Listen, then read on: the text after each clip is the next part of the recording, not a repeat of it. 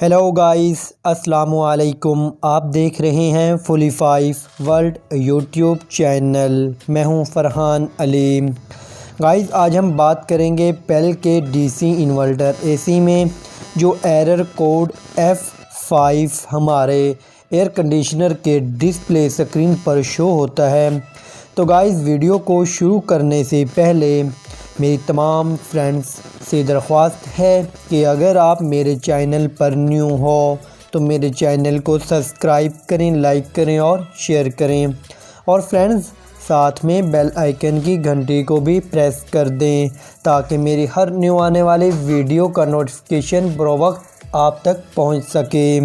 तो गाइस, हम अपनी वीडियो को आगे बढ़ाते हैं बिना टाइम वेस्ट किए।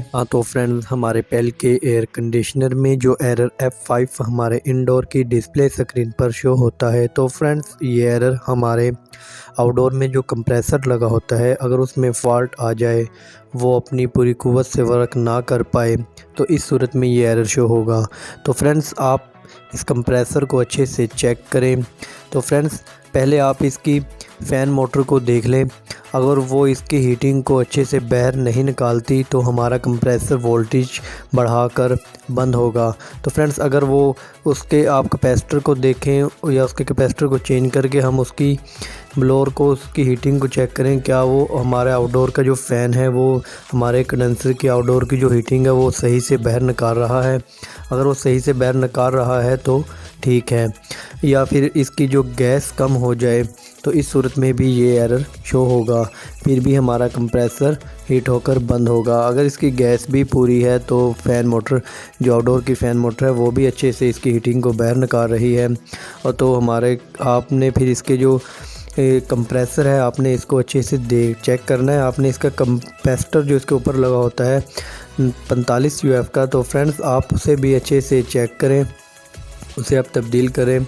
तो फिर उसे चला कर देखें, अगर वो चल जाए, कैपेसिटर का फॉल्ट होगा तो कैपेसिटर चेंज करने से हमारा कंप्रेसर चल जाएगा। अगर नहीं चलता तो फ्रेंड्स आपने इसकी कंटिन्यूटी को, इसकी शॉर्टेज को चेक करना है। अगर वहाँ पर कोई शॉर्टेज है या उसकी कंटिन्यूटी हमारे आपस में बोलती है इसकी बॉडी शॉर्ट है, तो फ्रेंड्स हमारा कंप्रेसर खल्लास होगा, यानी कि फ़ारक हो चुका होगा।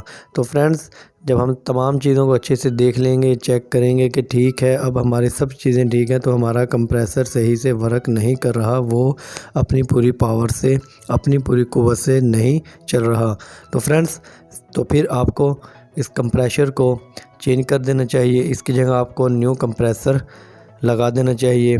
तो फ्रेंड्स, हमारा ये एरर ख़त्म हो जाएगा, अच्छे से वर्क करने लगेगा।